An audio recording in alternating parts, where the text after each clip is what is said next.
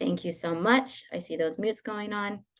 So, to introduce Anita and Amber, Anita Kerr has been working in the field of adult education for over 20 years. She teaches at Lincoln Land Community College and has taught ABE/ASE and ESL. In her current role with the Illinois Professional Development Network, Anita designs and conducts training for Illinois adult educators and serves as an educational training specialist on language arts. And then Amber Fornaciari has been working in the field of adult education for over 10 years, both as a teacher and a trainer. She teaches at Elgin Community College and has experience instructing all ABE/ASC subjects in both virtual and in-person formats. In her current role with the Illinois Professional Development Network, Amber designs and conducts training for Illinois adult educators and serves as an educational training specialist focusing on math. With that, I'd like you all to join me, please, in welcoming Anita and Amber, and I will pass it to them. Thank you. Great. Thank you so much, Tiffany. It's really a pleasure to be here and to see all of you here today. Amber and I are from Illinois, and we are working very consistently on student retention in our state. And we know that this is an issue that is common to us all. So we're happy to be talking with you today about helping students stay, helping them finish what they begin with us. So I'm going to share my screen with you and begin our slides today. There is our lovely title. We like to talk about helping students stay because it gives the right perspective. It is the student's job to begin and start and finish the education path, but it's our job to assist them and to help them in that. So that's what we're going to be talking about today in workshop number 1, and we're happy that you've joined us. So here's our agenda. We are going to do just briefly 3 things. We're going to set the stage, which that is to kind of give a picture of why we're talking about retention and what about student retention we're going to talk about. Then we're going to spend a few minutes talking about research around adult education retention, why it's difficult, and what it looks like across the country. Then we're going to talk about what we can do as teachers to impact student retention in a positive way. And that may look a little different for each of us, right? What I will do with my students might not be exactly what you would do with your students, but all of us can have an impact as teachers and tutors with the students that we work with. So that's where we'll spend the majority of our time together.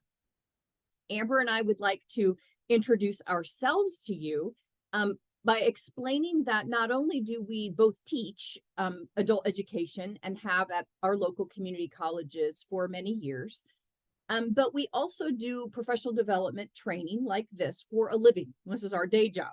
And so one of the things that we were tasked with in Illinois was to assist Illinois adult educators with helping understand student persistence, students' retention, and then providing professional development and trainings around that for adult educators.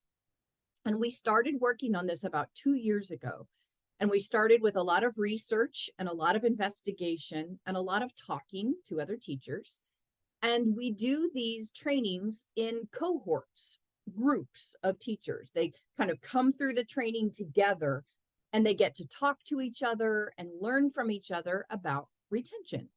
And so we're going to try to do that a little bit here today during our workshop by giving you a chance to talk about your students in some written ways, and then also to hear from each other and some of the ideas that your fellow teachers and tutors have. So that's what we have been doing in Illinois, really concentrating on what teachers can do to make an impact. And so we've been very happy to do this training, and we're very happy to do it with you today. So we're going to give you a chance now to introduce yourselves, if you don't mind. And hopefully you have seen Zoom polls before. we're going to launch the first one. You should see on your Zoom screen, a little box has popped up with with a question. One, it asks for you to identify your role. Can you tell us a little bit about yourself by saying what you do in adult education? Are you a teacher, an administrator, support staff, tutor, or maybe you're other, right? You don't fit those exactly, and that's fine. We'll give you just a second more to complete that poll, if you don't mind finishing for us. Thank you. Great. Yes, if you have any difficulty filling out the poll, you can always just answer in the Zoom chat if you would like to do that. Great. Look at that wonderful level of participation. Thank you. Let's show you guys the results here. It looks like 74% of you are teachers. Then we have a handful of administrators and support staff. Welcome to you.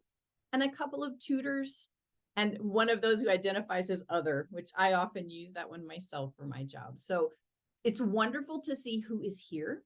And it's wonderful to see so many of you who are directly working with students. And even those of you who are in an administrative and support role, we know you are supporting your teachers and tutors. So thank you for doing that. Terrific. Okay. So we have a second question for you. It asks how long you have been teaching in adult education. And you can substitute that word teaching for working if you're not in the classroom right now. How long have you been in adult education? We've given you several choices there, so we'd love to see each of you complete that question for us. Thank you.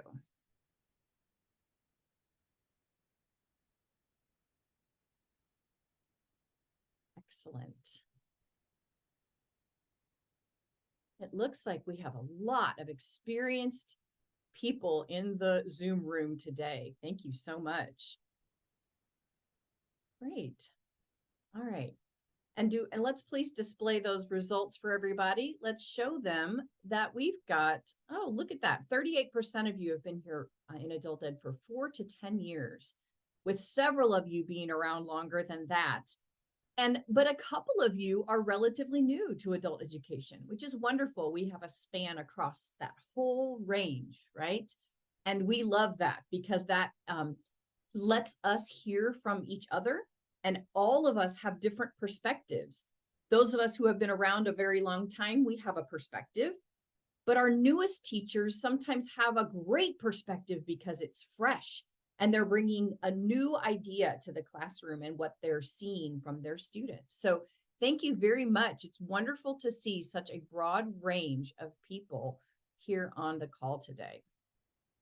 Great. Okay. And remember, you may need to close that poll by using the X to close that little box on the Zoom poll. And now you should still see my screen that says introductions, hopefully. Okay, great. Well, let's continue. We're going to do what we said a minute ago, which is to set the stage or kind of give some background or give some context for why we are talking about student retention.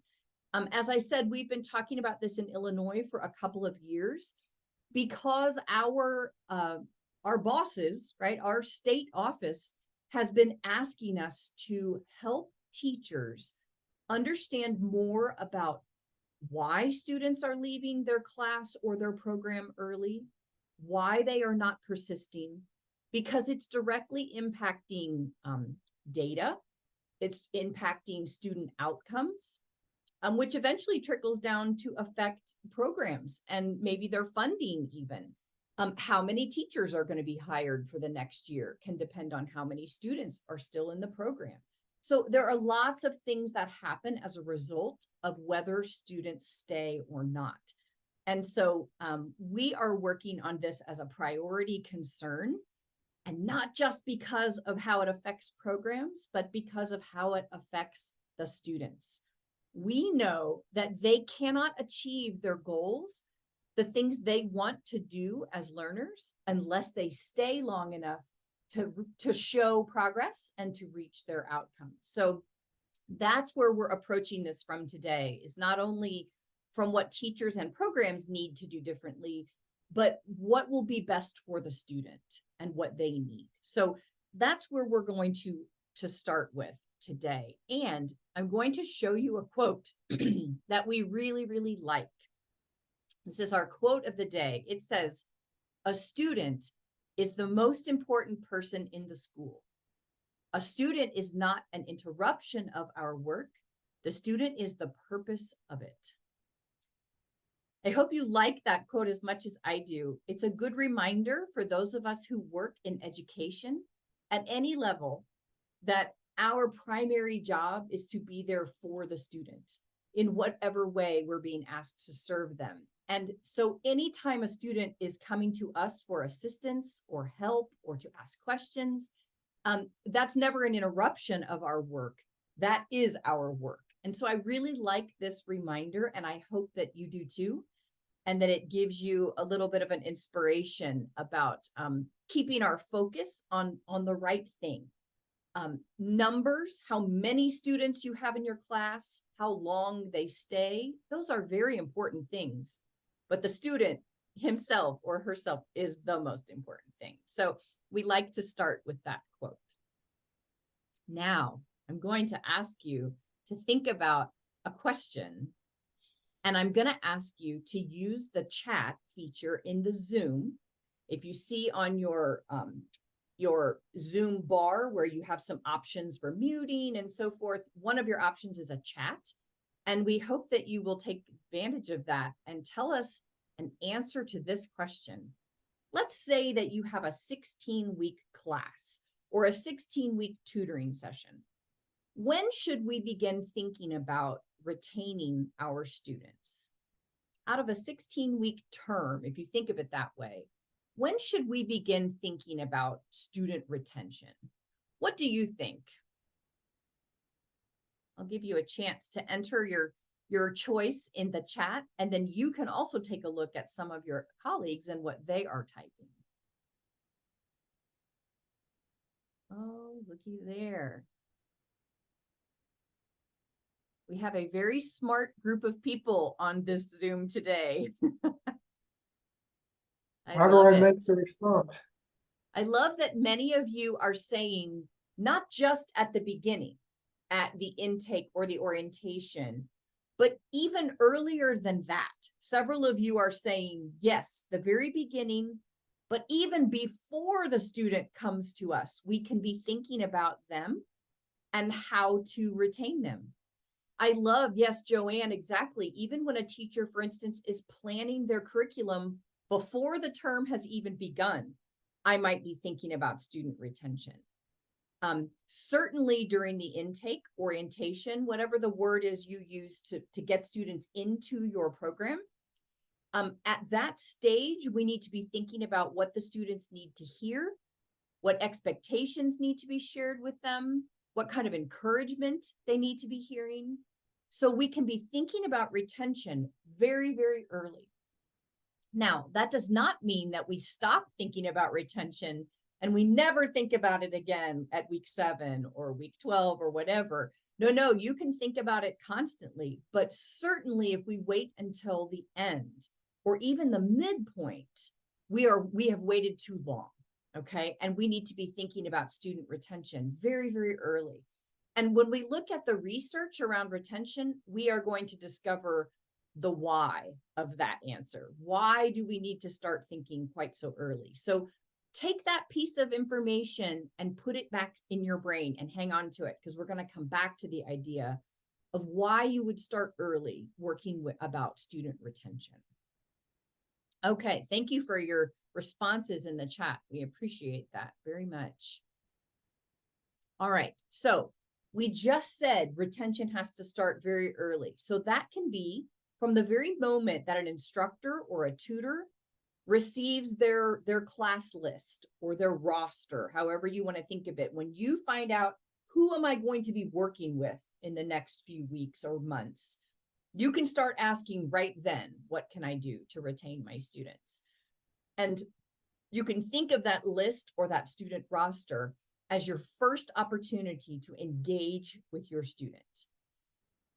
We're going to be talking about how to do that by, again, looking at research.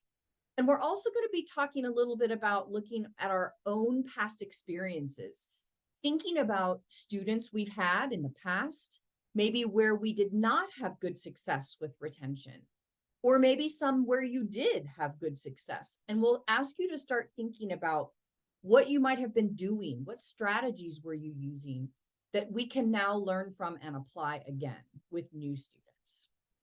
So we need to be thinking about the needs of our class, the needs of our student group, as well as their individual needs, and then what retention strategies are going to work for me.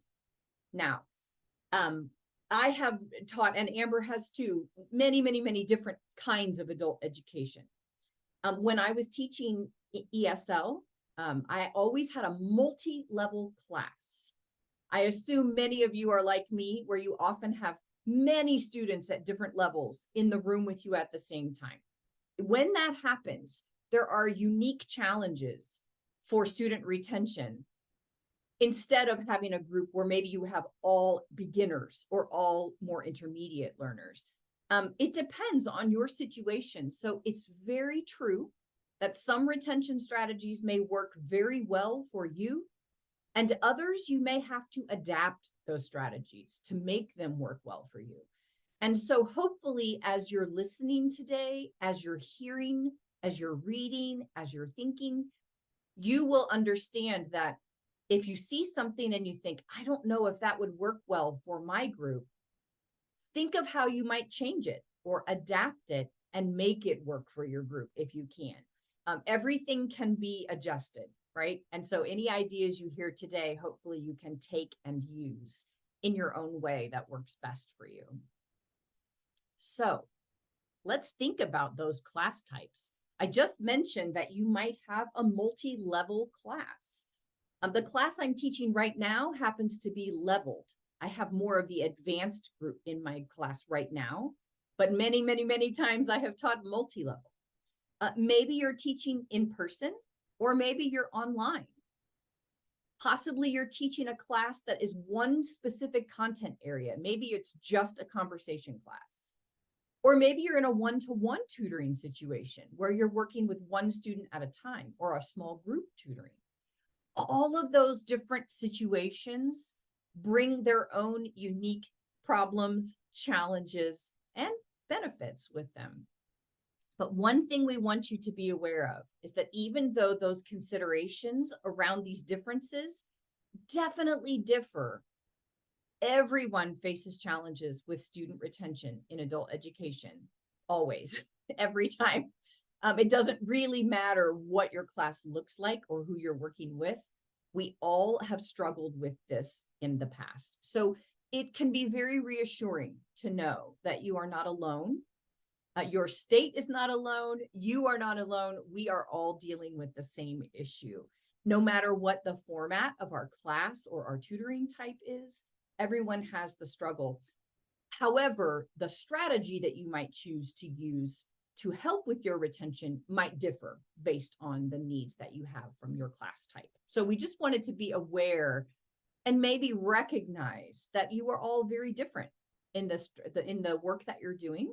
Even though you might be working with similar types of students, their situations are very unique, as are yours. Okay, so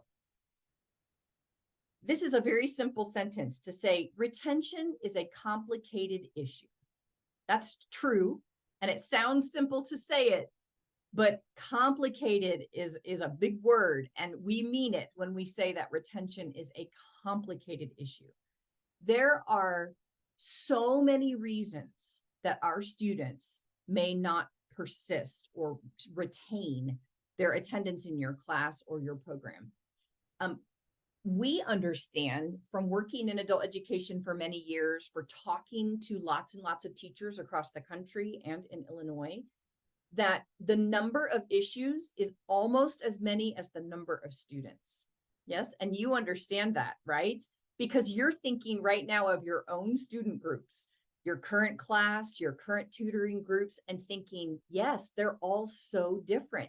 Their family lives are different. Their Their work lives are different. Their education levels are different. All of this is true.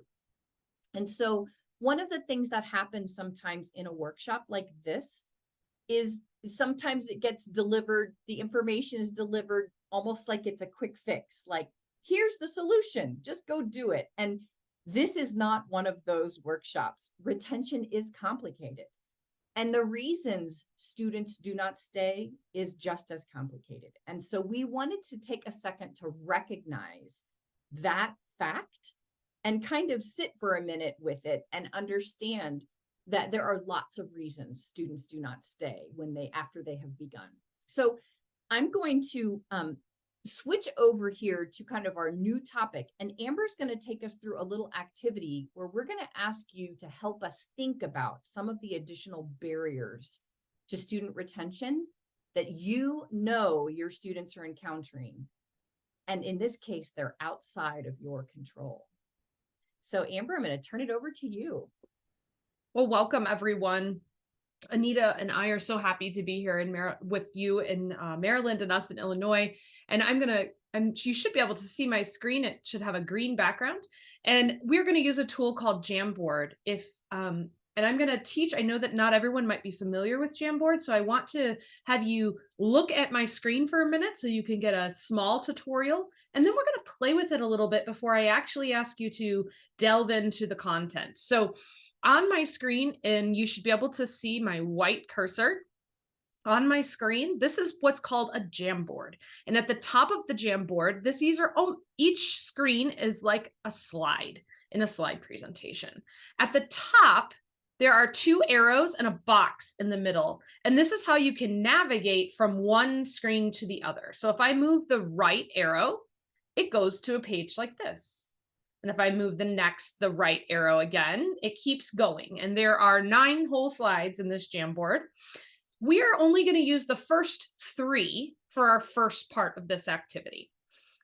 The other piece I want to tell you about in Jamboard is over here on the left-hand side are all of the ways that you can interact with these slides. In a minute, I'm going to send you a link to this Jamboard, and I'd like you to simply write your name or show a representation of yourself in any way, shape, or form on one of the first 3 slides. So I'll say that one more time, just in case I cut out or anything. In a minute, I'm going to put a link in the chat, and I would like you to write your name or show a representation of yourself on the Jamboard in one of the first 3 slides that say introductions. Over on the left, there are lots of ways to do this. There's a pen that you can draw with. There's sticky notes that you can put on there and type. You could add a picture of yourself if you have one handy on your device. You could also add a text box where you can also type your name. So real simple to start here, learning this tool for those of you who may not be familiar, or let's have some fun on this lovely Wednesday, right? So in the chat, I am sharing a link. And I'll also say, if you're having trouble finding the chat or navigating, maybe you're on a smaller screen, like a mobile device, feel free to contribute in the chat itself. If you are not quite comfortable with Jamboard, that's okay. We value your opinion and we still want it, and we'd love to have it in the chat if you cannot contribute to the Jamboard. So I see everyone here. Oh, someone's got it. There are 3 different introduction slides, and you can move things around. So feel free to get your name on there and move if you're using the sticky note. Yeah, I see many people figuring that out. I love it. I'm going to move this sticky note so this person can keep drawing. I love it. Look at that beautiful cursive with a mouse or a finger. That's pretty impressive.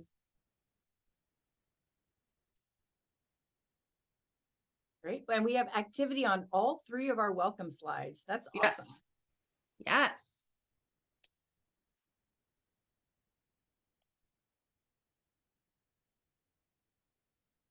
I love it. You guys are pros already.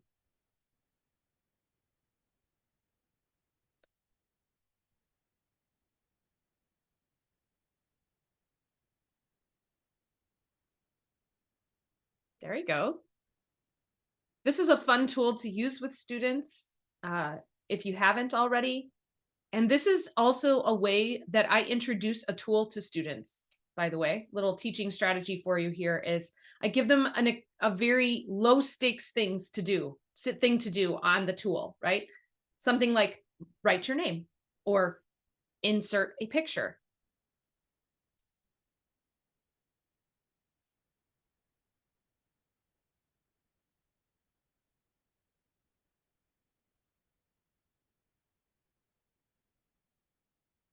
Move this over here. Yeah, look at that person. I love it. There is an eraser if you ever need. I understand, Miss Ortiz. No need to. I understand. Thank you so much for those of you participating in the chat. We appreciate you and what you're doing.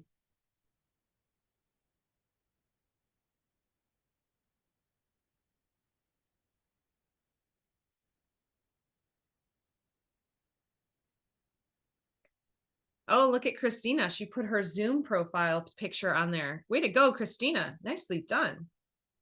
She said, I'll just take my picture and snap it up there. That's a great idea. Thank you so much, everyone, for participating. You do not have to have a Gmail account to use Jamboard. It'll prompt you to because Gmail always wants you to have an account, right? Google always wants your information, but you do not have to have a Google account to use Jamboard. If you are on a mobile phone, however, it might ask you to download the app. Okay. No problem, Carol. It's totally fine. It's totally fine.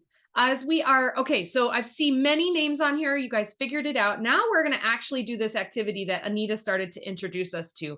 On the slides, if you look back to my screen on Zoom, okay, because I know some people might have had to switch to be able to participate on Zoom, or you can feel free to click through the Jamboard yourself. There are other slides like this one that look just like what Anita showed you a minute ago. These are part of our next activity. We are in a moment, we're going to put you into a breakout room with a few other people. And we would like in your breakout room for one person, or maybe two, for one or two people to be the recorder of the group's ideas on the Jamboard. Okay, so once you get in, your first task is to figure out who's going to write on the Jamboard for the group. Okay, note on the Jamboard that there's a group 1 slide, a group 2 slide, a group 3 slide, so that so people aren't writing over each other. My advice is to use either a sticky note or the text box to do this if you're the recorder. Okay, and what we're looking for here is we want to give you a chance.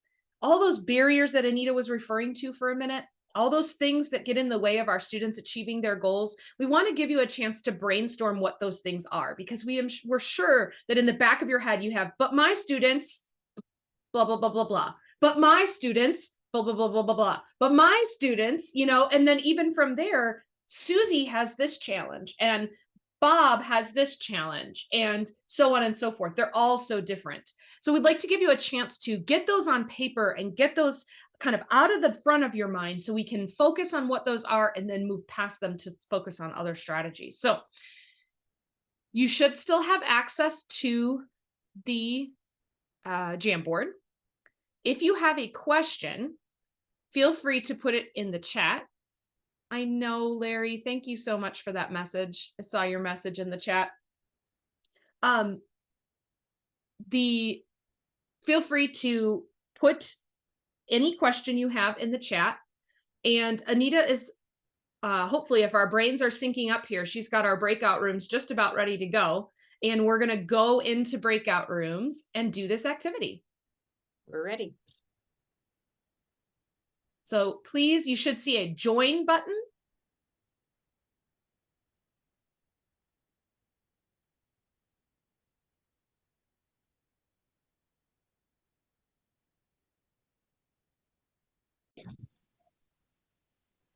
So thank you for coming back. I want to just share a little bit from the Jamboard. You were all very, very busy in your groups in a very fast amount of time. but we appreciate that many of you were adding different kinds of barriers that our students face. And you were making lists of academics where maybe someone is completely unschooled, or maybe they have learning disabilities. Maybe in their personal lives, they may simply just have a personality that's very shy and very quiet. It's hard to get them to engage. Perhaps they have illnesses or health issues in their lives. Work issues, absolutely correct. Transportation can be a problem. Switching of work schedules can be a problem. And then programmatic, maybe what you have to offer is not what the student wants for their programming type. And we really appreciate, we saw all of the groups had good suggestions. I pulled this one up just as a sample, but we encourage you, if you would like, you have access to this Jamboard. You may flip through the slides at the top with the arrows, as Amber indicated earlier, and you can look at what some of the other groups added. The reason why we don't spend a lot of time on this, because we could spend an hour and a half just talking about barriers that students face. The issue is that we do not have control over those barriers as teachers. Those are outside of our control. And so one of the things that we like to do in this training in particular is concentrate on the things that we do have control over. And so we will do that in this training. We will talk about those barriers that you just talked about in your groups are absolutely legitimate concerns. But we are going to continue talking today about where teachers and tutors can have impact and a positive influence. I can't change my students' work schedule, but there are certain things that I can do that can impact student retention positively. And that's what we're going to talk about today. So let's dive into some of this research. Now, research is hard in adult education because we don't have a lot of money in adult education nationwide. And so the money to invest in doing research that is only about adult education students is very limited. So the research is hard to get a hold of. So some of the information we have is a little bit old, but the good news is that retention is kind of a perennial problem. It's always been an issue. And so the data may have some older dates. It's still true. And we also have collected some more current data for us. So before we take a look at that, I do just want to remind you that when we look at numbers and when we talk about data and research, remember, these are just, each number just represents a student, right? So all of these big numbers are actually just students. And you are thinking of your individual students. And we would strongly encourage you to do that. In your mind, think about a recent student maybe that you served that did not stay. And maybe you felt disappointed when they left. And that person is kind of still on your heart and on your mind. Think about them while we talk about this data. Maybe you have a student you're working with right now who you can tell is struggling to attend regularly. And maybe that's the person you're thinking of right now. So I would strongly encourage you to put a particular student's face and name right in front of your mind as we look through this data today. So here's some information from Florida that is relatively recent, 2020. And their research showed that approximately 58% of adult learners enroll in their programs for 6 months or less. Now, we know in particular for ESOL students that that's not long enough in most cases to accomplish what they need to accomplish for their language goals and their educational goals. But that is true of more than half of students, is that they only stay 6 months or less. And then some recent studies that Florida had done a little earlier in 2011 pointed to some attrition rates as high as 54% for local programs. And by attrition, we mean loss. So out of however many students they enrolled, they were losing between a third and a half of their students every term. Now, I hope that that probably seems familiar to you because that's true for us in Illinois, that statistic. It was true in Florida. It's pretty true nationwide. That's a pretty consistent number. So if you're thinking, oh my goodness, half of my students might not stay, that is true. That is true. And that can be defeating, right? It can feel frustrating. So that's one of the reasons why we're working on strategies where we can do better, because we want to make that number go up. Here's another piece of information for you from a 2012 paper.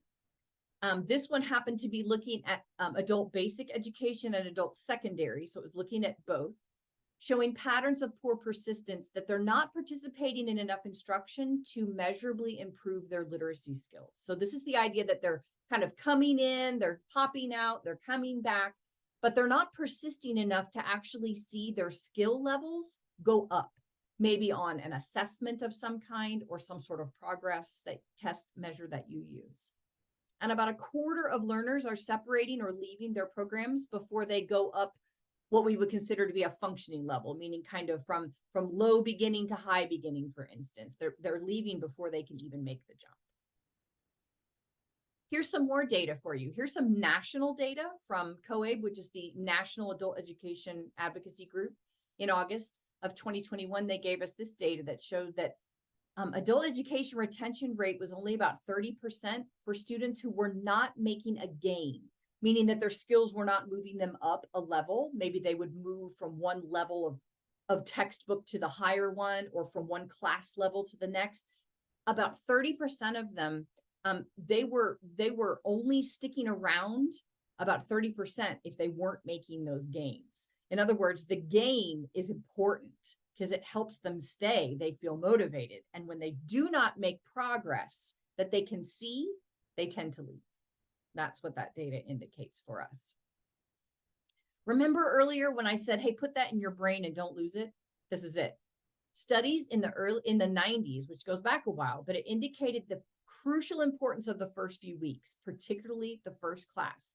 The highest attrition rates, or the loss, happens very, very early within the first few weeks. And so that's one place we need to be focusing our attention. It's very early in the term. And our Illinois data supported that.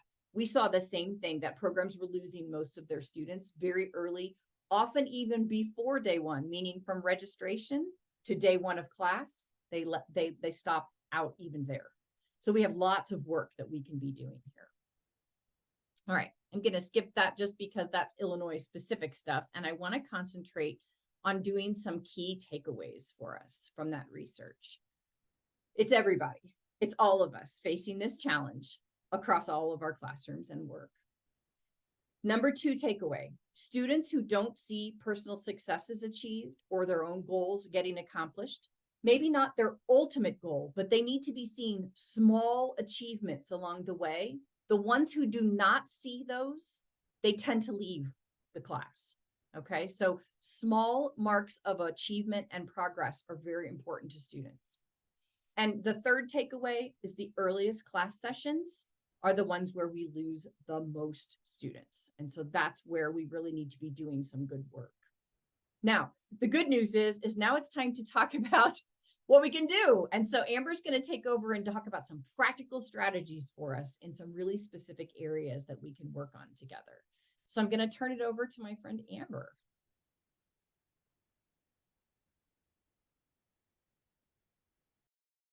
Thank you so much. I was making sure all my buttons were in a row. So what can you do, right? What can you do? Because we can't, as we put all those barriers on that page, those are things we can't control, right? But what can you control in your classroom to influence student retention, not fix it? I think you're showing your wrong screen, Amber.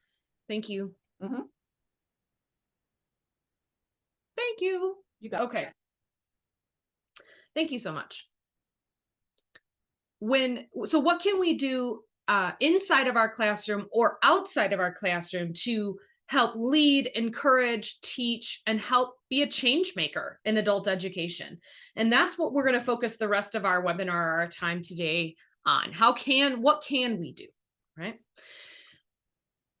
This information will be distributed to you, this Florida article that we have here, and we will share a Padlet with you at the end of this session that has this resource on it. But this is from an article from the Florida Department of Education. And this survey of Florida adult educators reflects responses from Florida adult educators and it mirrors other national studies on retention for adults. And the findings of this study show these 4 categories as best practice for retention. So I'm going to grab my little tool here. Give me just a second. When we're talking about retention, the 4 categories of best practice include student engagement and motivation, positive and collaborative teacher-student interactions, multiple instructional approaches, and student goal setting. So what do teachers say impact retention? These 4 things. And we're going to dive a little deeper into each of these to talk about what these mean and maybe what they don't necessarily mean. So come on with me, I guess, is the... We all know it is impossible to instill intrinsic motivation in a student who doesn't have it already, right? That's the meaning of intrinsic, right? It has to come from inside. But what we can do is explain and model that kind of motivation, encourage it in students, and then create an environment where it can flourish. And I want you right now in your head, if you need to close your eyes, I know I do when I'm in the middle of things like this. Think about one way you have tried to motivate a student who appeared unmotivated. So just give yourself a second to do that. And I'll repeat that. Think about one way you have tried to motivate a student who appeared unmotivated.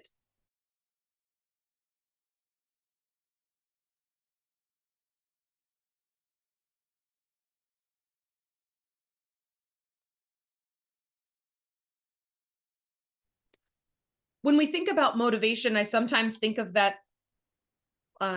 There's a saying that says you can lead a horse to water, but you can't make them drink.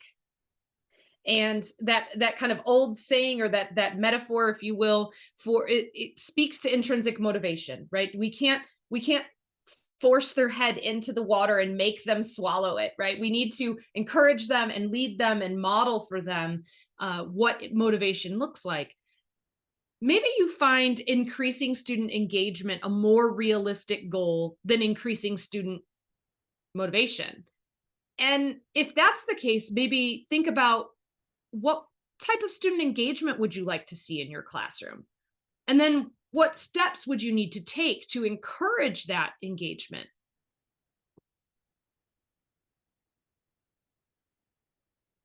This on the screen here, there's a quote from that it's cited down here at the bottom from the Framework of Contextualized Teaching and Learning. And I'll just read the bolded part. It says, the more new material is contextualized and the students can see its importance and utility, the greater the motivation to learn it, right? A key principle of andragogy, or the teaching of adults, is to have students feel like whatever they're learning is important to their daily life or to their future and their goals.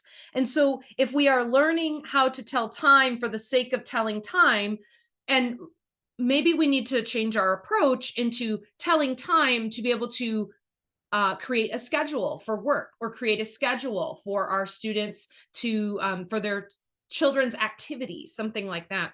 What I want to highlight here is something that I often talk about with teachers, but as well as in my mind, I think to myself, which is not only how am I contextualizing this for students, but how am I drawing the line? You might see this A to B here on my screen.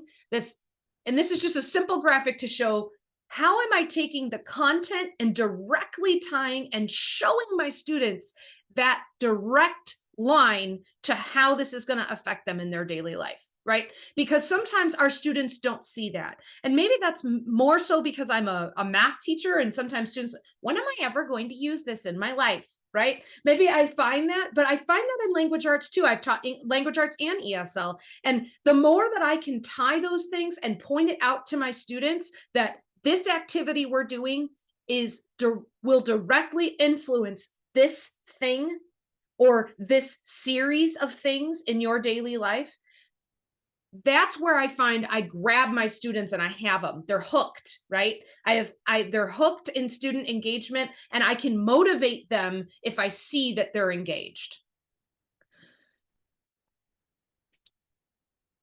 So that's when we talk about student engagement and motivation, that's what we're talking about. The relationship between the two, not so much just those two individual things, but the relationship between the two of them.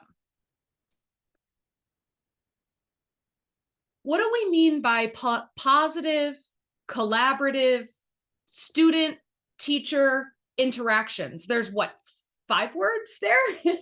All based on, all making up this phrase. And I want to take kind of take them apart and then put them back together for you. Remember the data that we looked at earlier. The majority of students leave within the first 2 to 3 weeks of attending class. So what should we be doing during the first class session, or during the first week, or during the first month? A study done at a 2-year college in Texas showed the drop rates in a community college classes decreased dramatically when teachers did simple things like interact with students by name in the first week of class, monitor individual student progress, and intervene when necessary, and meet occasionally with students one-to-one to discuss progress and their experience. Interactions, for me, are easier with some of my students than others. And so I find myself as an instructor, especially and I'll give an example. I am a parent and I have kids, young kids. And so when a student discloses to me that they're also a parent, I feel like we have a personal connection that I can build a relationship off of. But someone who isn't a parent in my class, I might need to find a different way to connect with that student. In order to do that, I need to interact with them. One of the simplest things is to make sure that you know their name in the first week of class. I happen to be really good at knowing names. My husband is not. Raise your hand if you are not that person. It is really hard for you. Yeah. There are lots of different ways that you can try to remember names, and also being very considerate of how to pronounce names and what to call their preferred name, right? Not just butchering it every time.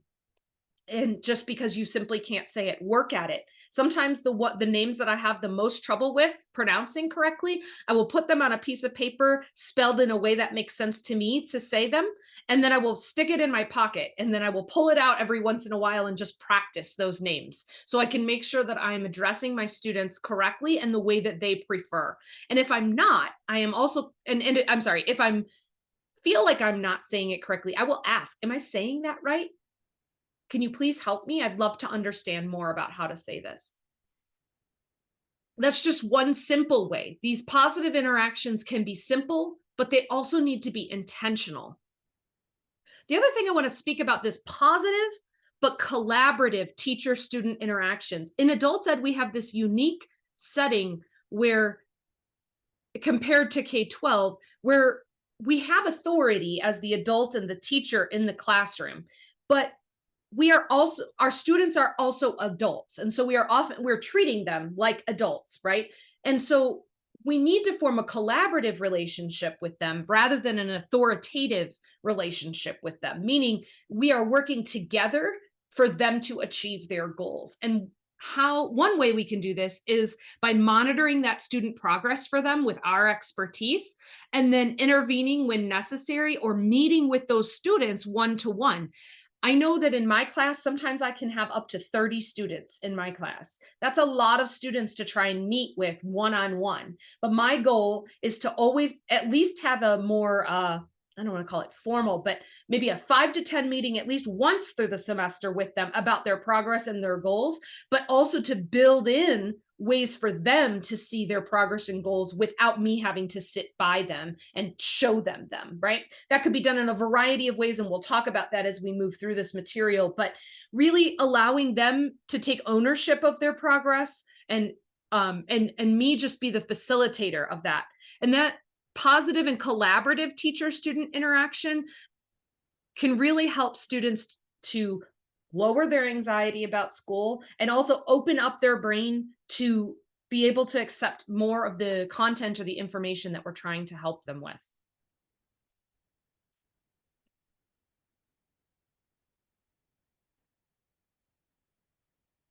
So what about multiple instructional approaches? Instructional approaches in the classroom, virtual or otherwise, vary mainly due to teacher preference, teacher background, and the materials that you're using in your classroom. So think about your own preferences for how you like to learn. Think about that for a second. How do you like to learn? Hopefully it's by listening to Amber's voice, because that's what you're doing right now, right? That was my joke.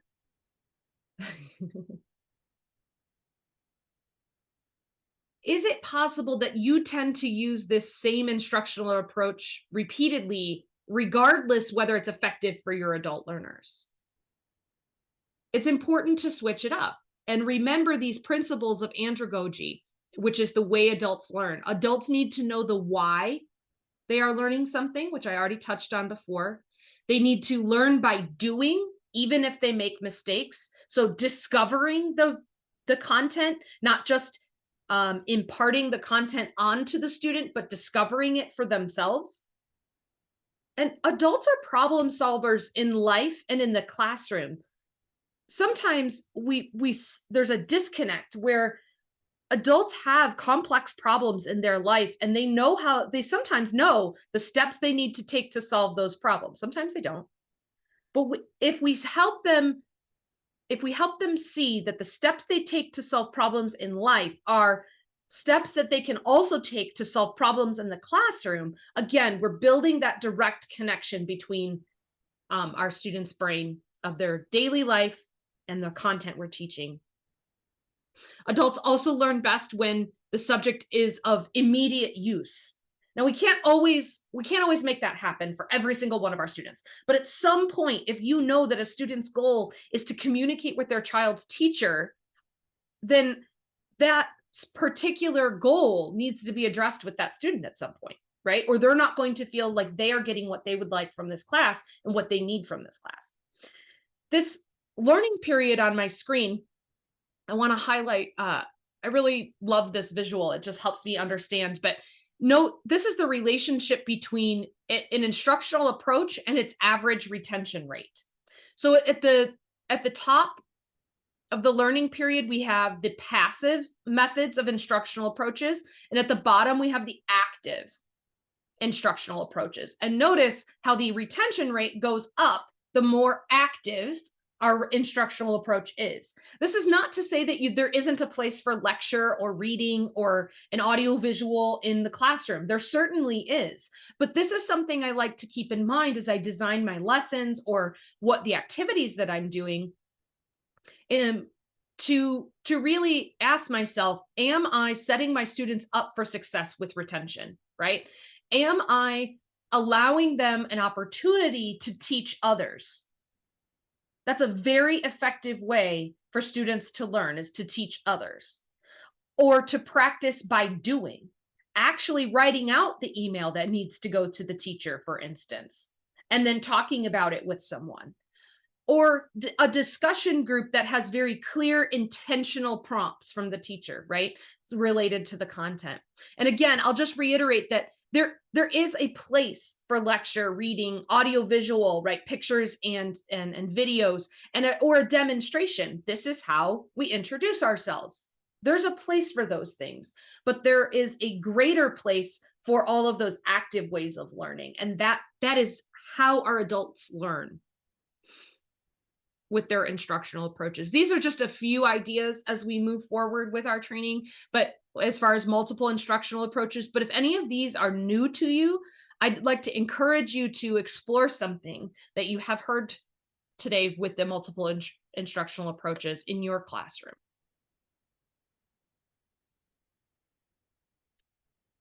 What do we mean by goal setting?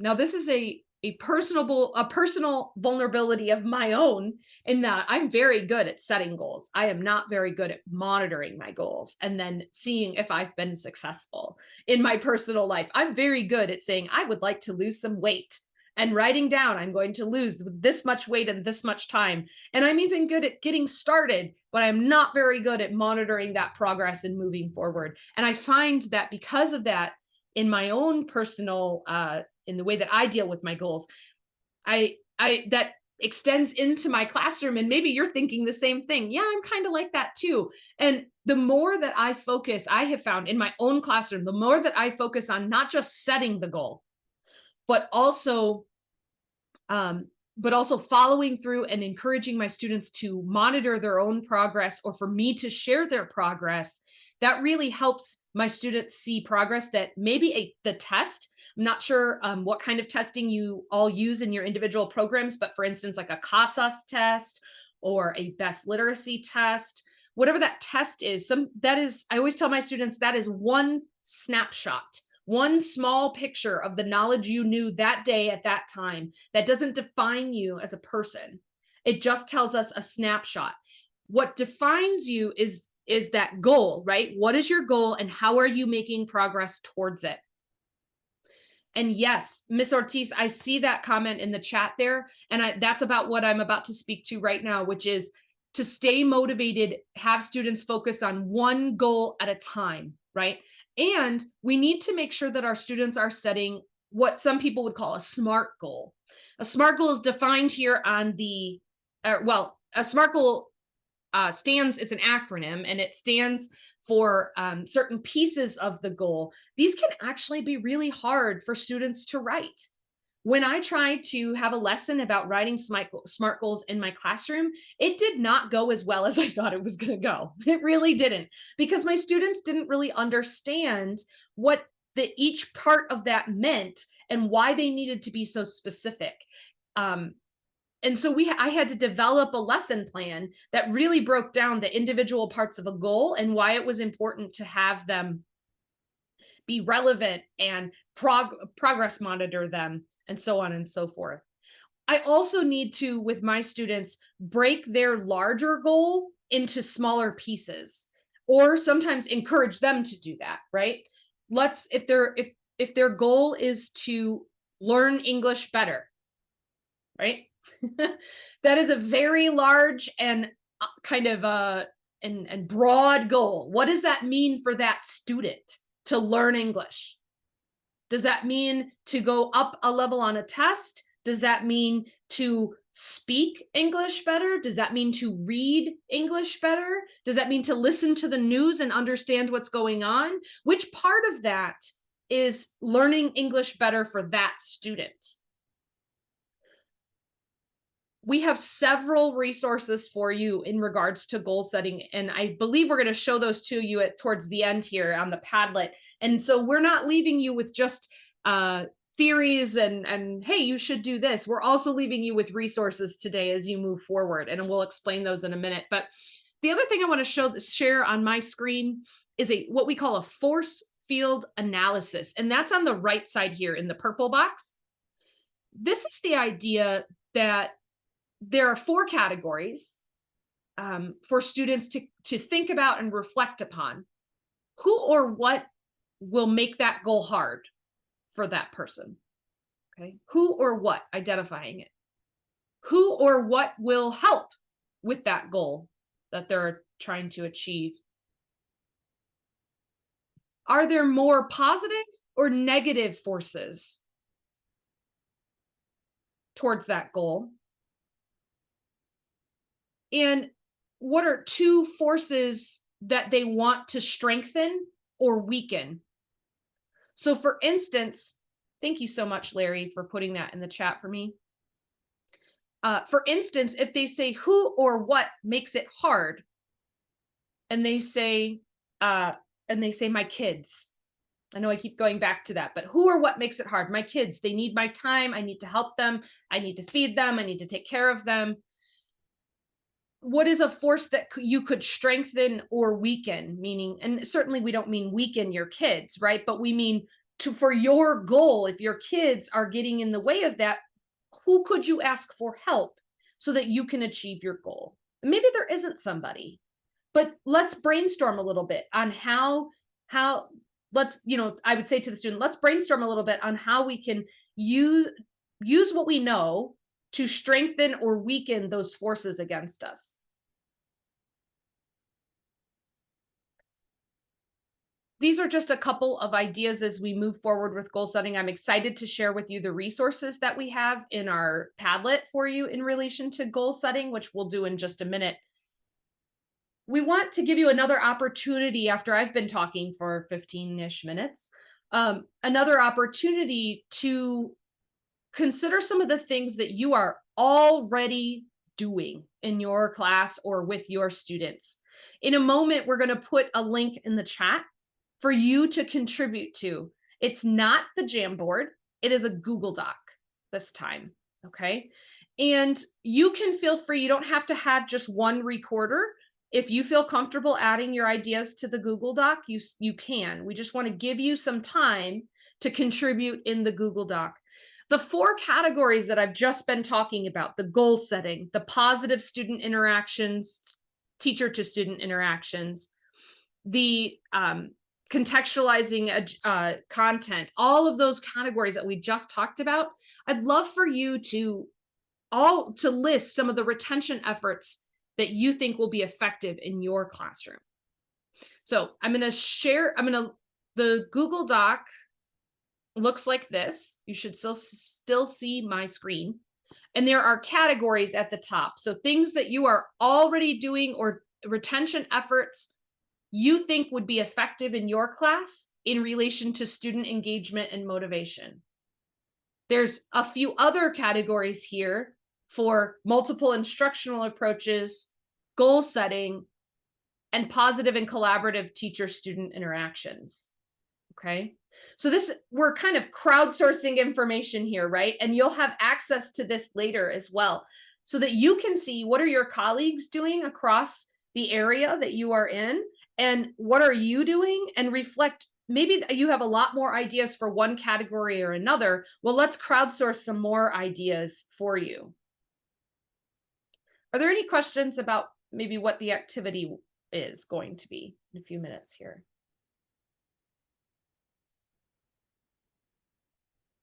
Okay, well, I'm gonna put the link in the chat for everyone. We shouldn't have any problems with capacity here. Are you ready for the breakout rooms? I think I am. All right, let's go into breakout rooms, and you guys can feel free to discuss or just use the rooms as a working space.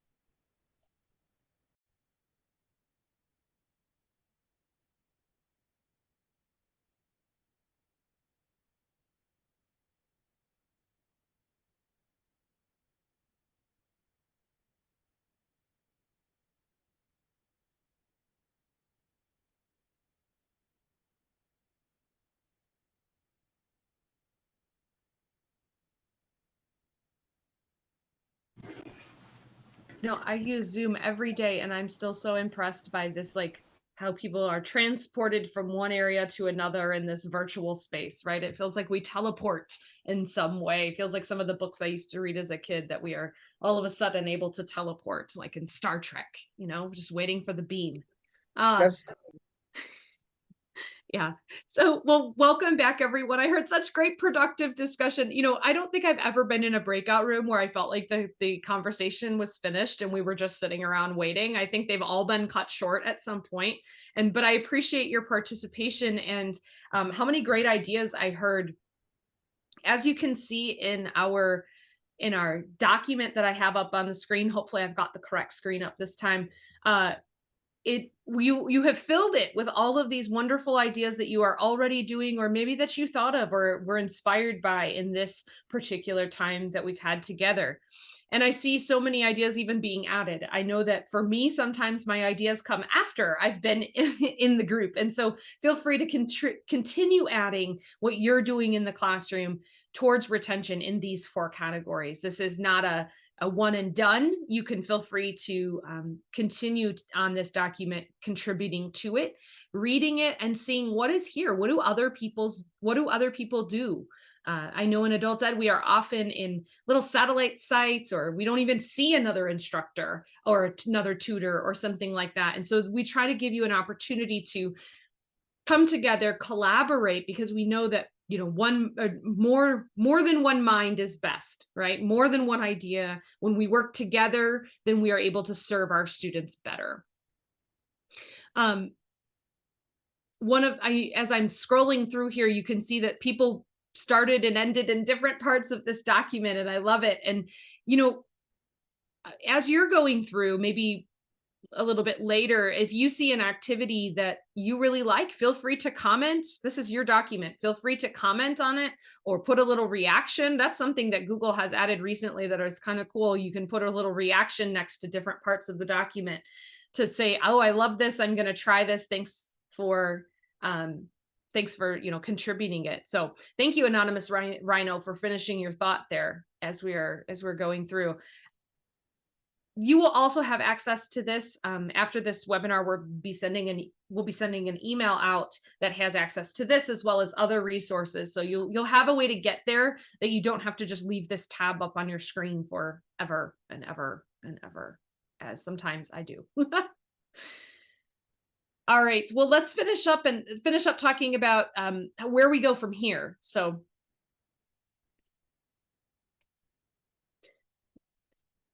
what are your next steps? I want to encourage you to think of one or all of these as we move forward here. What new strategy will you try in your classroom or in your sessions with your students that maybe you've heard here or that you have seen in the chat? Are there particular students you intend to reach out to after we've talked today? Or do you have a long-term goal for your next semester retention, right? Maybe you're winding down, depending on what structure you're set up in your program, maybe you're winding down a little bit as we approach the November, December, and then you'll start back up in January. Do you have a long-term goal for your own classes or your own sessions retention as you move forward with your students? Or maybe for all of the sessions, if you're a tutor, maybe for all of the sessions that you have with students, you have a long-term goal. It's always helpful in a workshop to walk away with very practical steps, but we want you to make a plan and write that down in front of you somewhere so that you have a way to go back to it and say, oh yeah, that's what I did at that particular session. So I'll give you just a second. If you're writing something down that you want to remember to do, I'll give you just a second to do that.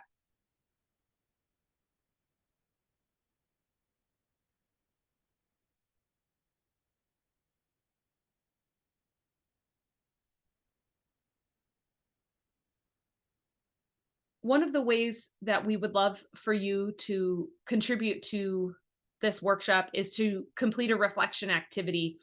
And in that reflection activity, you will get an email. I believe Tiffany will be sending these out for us. So you should be getting it from Tiffany to look for it. You'll get an email with an article to read and instructions for your activity.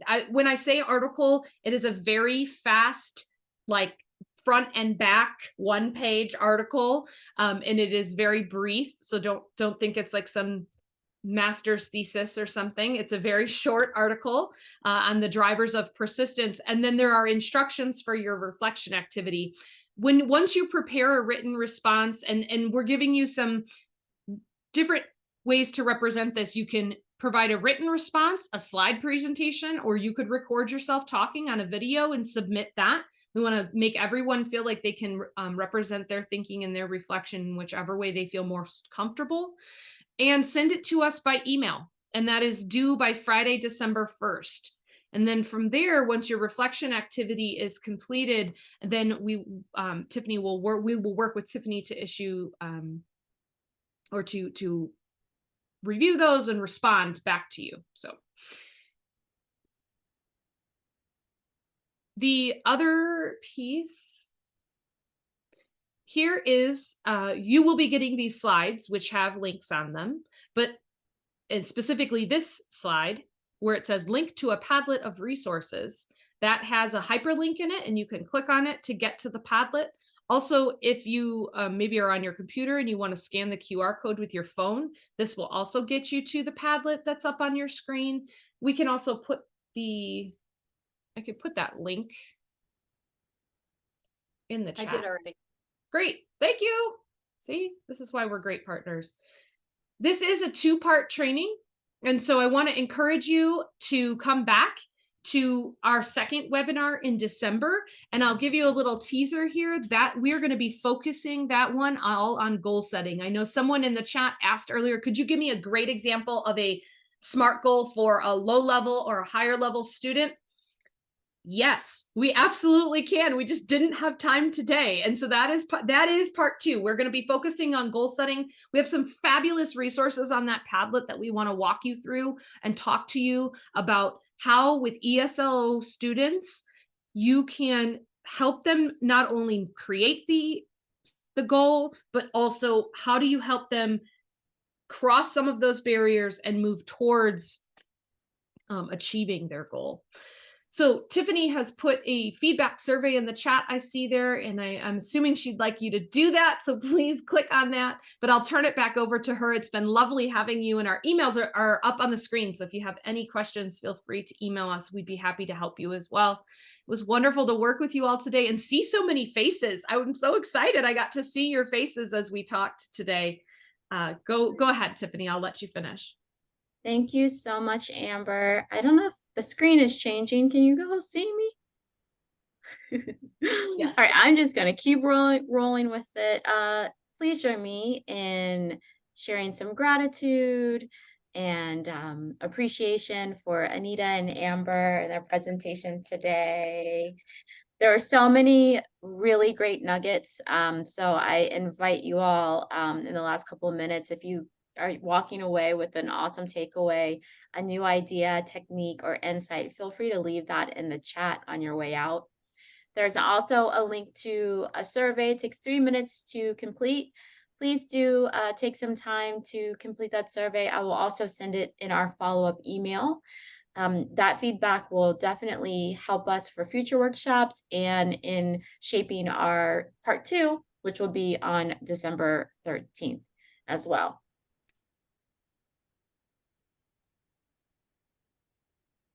Accidentally muted myself.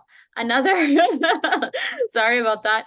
Another upcoming McHale event, our next instructor workshop is actually next Tuesday virtually. So we had originally planned a using artificial intelligence to reduce lesson planning time workshop in person last month, but our facilitator got sick. So we are rescheduled for this upcoming Tuesday virtually. So if you're interested in reducing your lesson planning time, which I'm sure most of us are, and you're interested to see how you can use artificial intelligence, AI, to help you with that, definitely encourage you to sign up for that workshop. Hi, Tiffany. What time is that workshop on Tuesday? 1 to 2:30, so same time. All right. Thank you so much. Sure. So all of this, the presentation, the Padlet, the link to the upcoming workshops, the survey will all be in the follow-up email that I'll send out within the next 24 hours. And thank you all for joining. Feel free to unmute and say bye in whatever language or phrase you'd like. Thank you for joining us.